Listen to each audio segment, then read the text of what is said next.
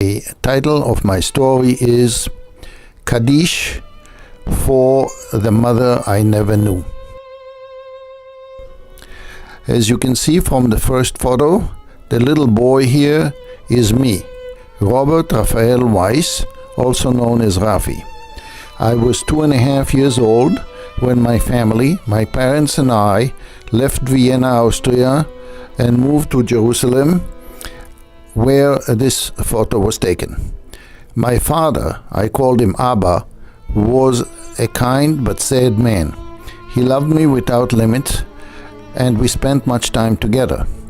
People called him Dr. Weiss because he was a physician. I thought the world of my father. My mother Blanca was much younger than Abba.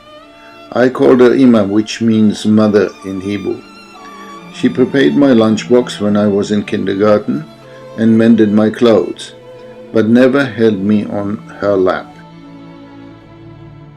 By the time I was 10 years old, she gave birth to my sister Margalit and my brother Dov.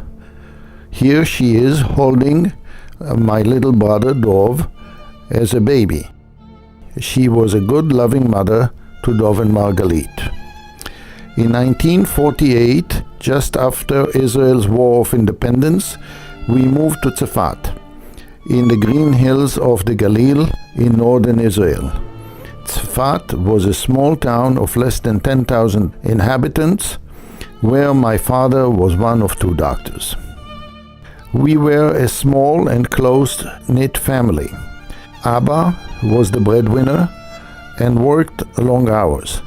My mother Blanca, who also graduated from the Vienna School of Medicine, did not work.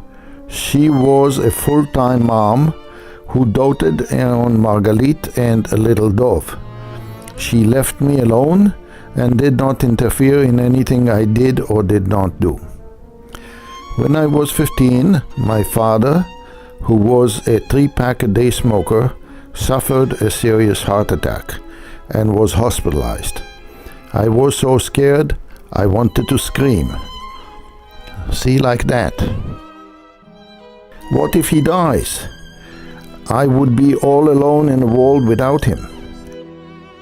After 2 weeks in the hospital, he returned home a broken man.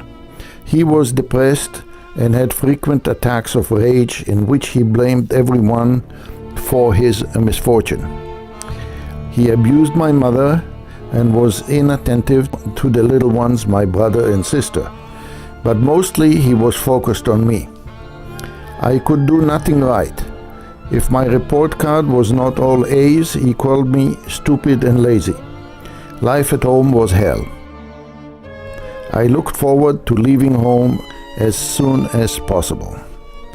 After graduation from high school, I volunteered to serve in the Israel Defense Force, but I was only 17 and needed my parents' consent. I also had to prove my age by bringing in my birth certificate. I knew where all the important family documents were kept. I was not allowed to see them, but I used the time when my parents were not home and found it. It was in German, but I had no trouble reading the simple document. It stated clearly, Father Israel Weiss and Mother Serafina Weiss Ramer. Who is Serafina? I wondered. If she is my mother, who is Blanca? My head was spinning. I felt dizzy and faint, and my eyes filled with tears. For the first time in my life, I was looking at the naked truth. It is difficult for me to remember what happened next. Ima cried, Abba hollered, and I refused to talk to anyone. 1 month later, I found myself in boot camp holding a rifle. Years later, after I married Nitza, over the objections of my father, I asked him late one night after the wedding, Can I see any material that you have on my birth mother? Any photographs? After a long silence, he asked me to visit him in Tzfat. When Nitza and I arrived, he was alone in the house. We sat around the large dining table, and he handed me an envelope containing some photos. Haltingly, he started his story. We met in Vienna University.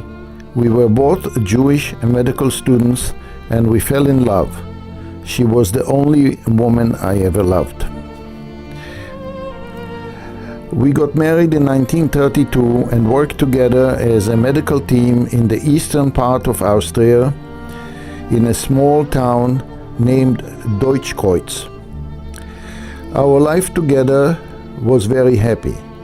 When she became pregnant, we went back to Vienna, where she came under the care of the professor and chairman of obstetrics. When she died giving birth to you, I was devastated. I did not know what to do, so after 2 years of struggle, I went back to Vienna, where I met Blanca, fresh out of medical school. I asked her to marry me on the condition that she will be your mother and never reveal that you are not her son. And then the Nazis annexed Austria. I was not allowed to work. They revoked my medical license to practice, and we decided to leave. I took you to the cemetery, and we stood by your mother's grave. I said the Kaddish prayer, and you were very quiet on my arm. It was as if you understood the solemnity of the moment. Tears filled his eyes and mine, and I hugged him. In the last 25 years, I visited my mother's grave in Vienna several times. Out of curiosity, Rafi, how did you find your mother's grave? When I was about 50 years old, we went on a trip to Europe, and among other places, we visited Vienna, and I decided to look for my mother's grave, holding the picture that you saw before, where I am with my father next to the grave. This was the only document I had that showed where it might be. We arrived at the cemetery late in the afternoon of a Saturday, and the woman in the office did not understand my request at first. When I showed her the picture of my father and me next to the tombstone of my mother, she saw the date of 1936 and said that it is very old grave and that she was not sure she would be able to find it. I was surprised when she pulled out a card file, all written by hand, and soon enough she was able to identify the section and row and led us there. It was remarkable to me that the Jewish cemetery of Vienna was not desecrated during the Nazi rule. My mother's grave was, of course, in disarray, and I paid for its restoration. The next year, we came again with our sons Ron and Amir, and we all said the Kaddish next to her grave together. For my 75th birthday, I went there again with Nitza. It was so eerie to once again see my birth date engraved in a black marble of her tombstone. She gave her life for me, and I did not even know. I said the Kaddish prayer for her and placed a beautiful red rose on her grave. Now the blessing for the dead, known Kaddish. יתגדל ויתקדש מי רבה, בעלמא דיבה קירותי וימליך מלכותי בחייכון וביומייכון ובחיי דכל בית ישראל, בעגלה ובזמן קריב ואמרו אמן. יהי שמי רבה מבורך לעולם ולמי עלמיה.